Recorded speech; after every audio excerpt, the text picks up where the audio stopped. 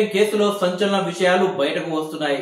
Phone tapping కేసులో sit దర్యాప్తులో రోజుకొక కొత్త అంశం వెలుగులోకి వస్తుంది. 15 రోజులుగా నిర్విరామంగా సిట్టు విచారణ అయితే కొనసాగుతుంది. 2018 ఎన్నికల సమయంలోనూ ట్యాపింగ్ జరిగినట్లు సిట్టు ఆధారాలు సేకరించింది. ప్రణీత్ రావు నుంచి టాస్క్ ఫోర్స్ డీసీపీ రాధాకిషన్ రావుకు ట్యాపింగ్ సమాచారం అందింది. ట్యాపింగ్ ద్వారానే ప్యారడైస్ వద్ద భవ్య సిమెంట్స్ అధినేత భవ్య ఆనంద్ ప్రసాద్ కు చెందిన 70 లక్షలు టాస్క్ ఫోర్స్ టీము సీజ్ చేసింది. ఆ సమయంలో షేర్లింగంపల్లి నియోజకవర్గ ఎమ్మెల్యే అభ్యర్థిగా టీడీపీ తరఫున భవ్య ఆనంద్ ప్రసాద్ పోటీలో ఉన్నారు. దుబ్బాక ఉప ఎన్నికల సమయంలోనూ ట్యాపింగ్ జరిగినట్లు తెలిసింది. ఎమ్మెల్యే అభ్యర్థిగా పోటీ చేసిన రఘునందన్ రావు బంధువులకు చెందిన ₹1,00,00,000 రాధాకిషన్ రావు అతని బృందం బేగంపేట పరిధిలో స్వాధీనం చేసుకున్నారు. మునగోడు ఉప ఎన్నికల సమయంలోనూ ప్రభాకర్ రావు ఆదేశాలతో టాస్క్ ఫోర్స్ టీం దాడులు నిర్వహించింది.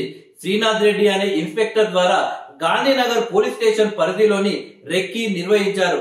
నల్గొండ జిల్లాకు చెందిన కీలక కాంగ్రెస్ నేతల అనుచరులు గుంటా సాయి కుమార్ రెడ్డి, మహేష్ అలాగే వెన్నం భరత్ లను అడ్డగించి వారి నుంచి ₹3,50,00,000 స్వాధీనం చేసుకున్నారు.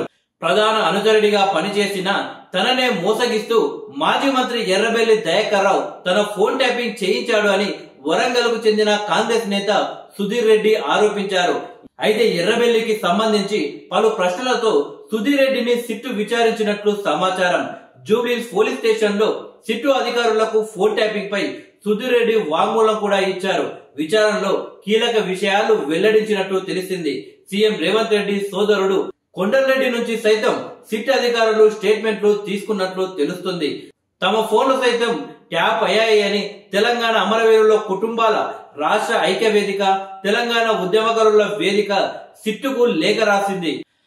గత అసెంబ్లీ ఎన్నికల్లో కేసీఆర్ కు వ్యతిరేకంగా ప్రచారం చేశారని హరీష్ రావు నివాసానికి పిలిపించి మీరు ఎవరెవరితో మాట్లాడుతున్నారో మాకు అంతా తెలుసు అని బెదిరించారు అని రాష్ట్ర అధ్యక్షుడు రఘుమారెడ్డి తెలిపారు. నాగార్జున సాగర్ బై ఎలక్షన్ లోను 500 మందితో నామినేషన్ వేస్తే తనది అలాగే ఉద్యమకారుల ఫోన్లు ట్యాపింగ్ చేసి అక్రమ కేసులు బనాయించారు అని ఆరోపించారు. మునగోడు ఉప ఎన్నికల సమయంలో మొన్న అసెంబ్లీ ఎన్నికల్లో గజ్వేల్ అలాగే సిరిసిల్ల, కామారెడ్డి, సిద్దిపేటలలో 200 చొప్పున నామినేషన్లు వేయడానికి నిర్ణయం తీసుకుంటే ఫోన్ ట్యాపింగ్ ద్వారా తెలుసుకొని నామినేషన్లు వేయకుండా భయపెట్టించారని తెలిపారు.